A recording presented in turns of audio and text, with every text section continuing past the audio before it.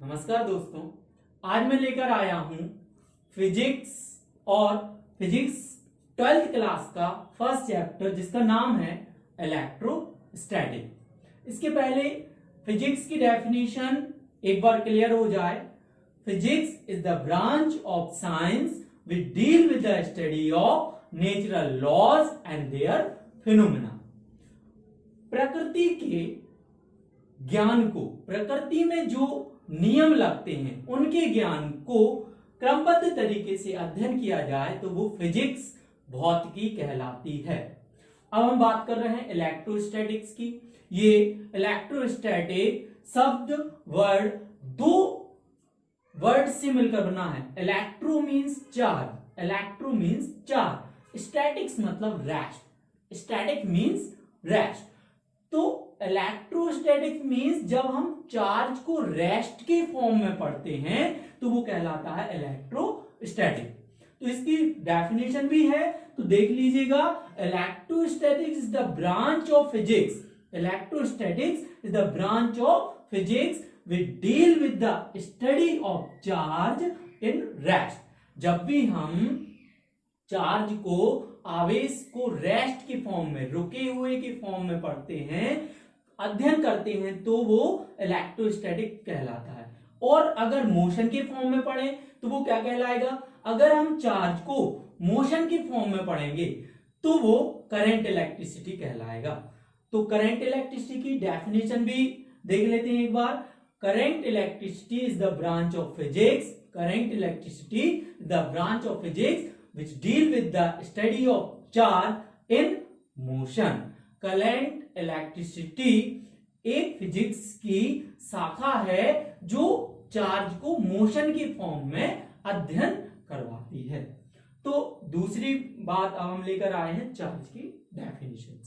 Charge की definition बहुत ही simple, सरल है। Charge is a physical quantity, charge is a physical quantity with which when joined a substance then substance become electrified। अगर हम charge के पास कोई दूसरे सब्सटेंस को लाते हैं तो दूसरा सब्सटेंस इलेक्ट्रिफाइड हो जाता है, मतलब उसमें इलेक्ट्रिक फील्ड आ जाती है। तो एक बार और चार्ज की डेफिनेशन देख लेते हैं। Charge is a physical quantity with which when join a substance then substance become electrified। एक सिंपल डेफिनेशन और है चार्ज की, वो भी ध्यान दीजिएगा। Charge is a dimensional less quantity, charge is a dimensional less quantity having attraction and repulsion property. आवेश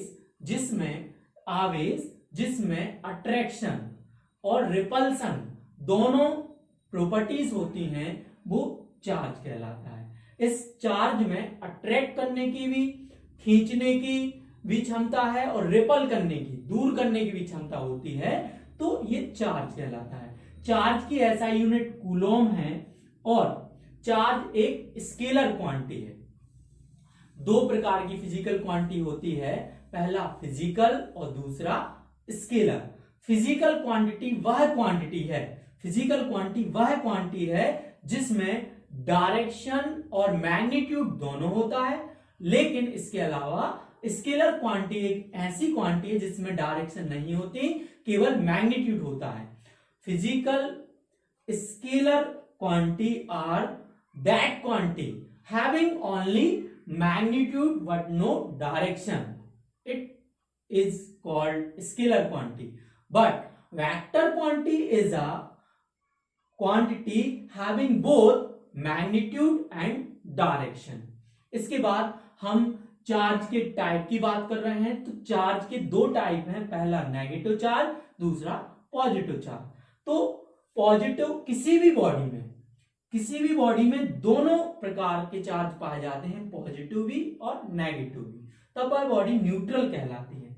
तो नेगेटिव और पॉजिटिव चार्ज को हम ऐसे डिफाइन कर सकते हैं। अगर किसी बॉडी में से नेगेटिव चार्ज की मात्रा, क्वांटिटी बढ़ जाए, अगर एक बॉडी को दूसरी बॉडी से हम रफ करते हैं, एक बॉडी को दूसरी बॉडी से हम अगर रफ करते हैं तो इसके नेगेटिव चार्ज इसके दूसरी वाली बॉडी में आ जाएं तो यहां पर नेगेटिव चार्ज की क्वांटिटी ज्यादा हो जाती है, इसलिए ये नेगेटिव चार्ज बॉडी कहलाएगी। इस बॉडी को इस बॉडी में हम रफ करते हैं तो इस बॉडी के नेगेटिव चार्ज इस वाली बॉडी में आ जाते हैं, तो जिस बॉडी में नेगेटिव चार्ज की क्वांटिटी ज्यादा होती है तब वह बॉडी नेगेटिवली चार्ज बॉडी कहलाती है और उसी चार्ज को हम नेगेटिव चार्ज कहते हैं। फर्दर इसके अलावा जिस बॉडी में नेगेटिव चार्ज की कमी आ गई है तो पॉजिटिव चार्ज की क्वांटिटी ज्यादा है तो ये पॉजिटिवली चार्ज बॉडी कहलाएगी और इसी को हम पॉजिटिव चार्ज कहते हैं। अब हम आगे देखते हैं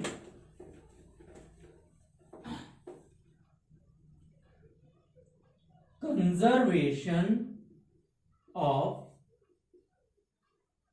चार्ज।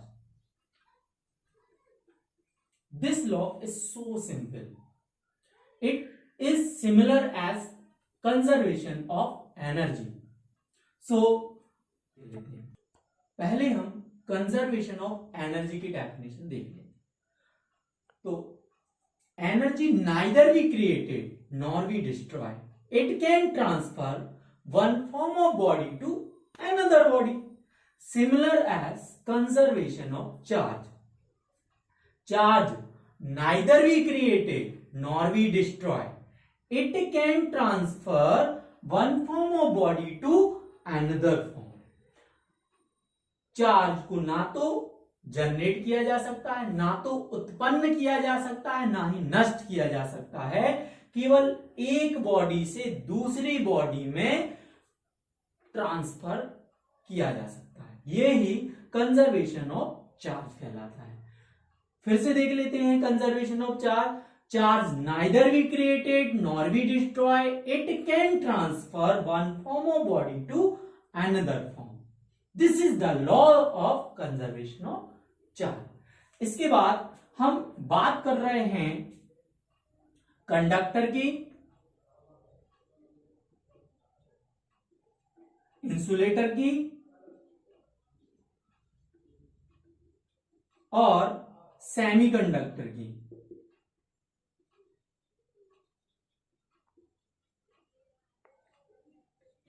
तो पहले बात कर लेते हैं कंडक्टर की। कंडक्टर हिंदी में इसको सुचालक कहते हैं और केमिस्ट्री की में मेटल मेटलॉइड जो भी होते हैं वो कंडक्टर कहलाते। जितने भी मेटल हैं सारे कंडक्टर कहलाते हैं, जिनमें करंट को फ्लो किया जा सकता है, जिनमें चार्ज को फ्लो किया जा सकता है, जिनके अंदर से, वो सारे कंडक्टर कहलाते हैं। फॉर एग्जाम्पल आयरन है, कॉपर हुआ, ये सारी चीजें कंडक्टर कहलाते हैं। कंडक्टर चालक, a substance with which current can flow easily। The substance in which current can be flow easily is called conductor। For example, metal, copper, etc। Then insulator, इसके विपरीत, इसका total opposite, the substance in which current does not flow easily is called insulator। सीधी सी बात, जिसमें आसानी से current flow हो जाती है वो कंडक्टर कहलाता है, जिसमें आसानी से करंट फ्लो नहीं होती है वो इंसुलेटर कहलाता है। The substance in which current can be flow easily is called conductor। The substance in which current does not flow easily is called insulator। इसका example metal, copper etcetera. Then इसका example wood, rock etcetera. Then इसके बीच में आता है semiconductor और इसको metalloid भी बोलते हैं। देन सेमीकंडक्टर की डेफिनेशन क्या होगी? तो सो सिंपल, सरल डेफिनेशन है कि जिसकी कंडक्टिविटी इंसुलेटर और कंडक्टर के बीच लाइज करती है, ऐसा सब्सटेंस जिसकी कंडक्टिविटी इंसुलेटर और कंडक्टर के बीच लाइज करती है, वो सेमीकंडक्टर कहलाता है। For example silicon, germanium. तो definition, the substance whose conductivity lies between insulator and conductor is called semiconductor. For example, silicon and germanium. Thank you.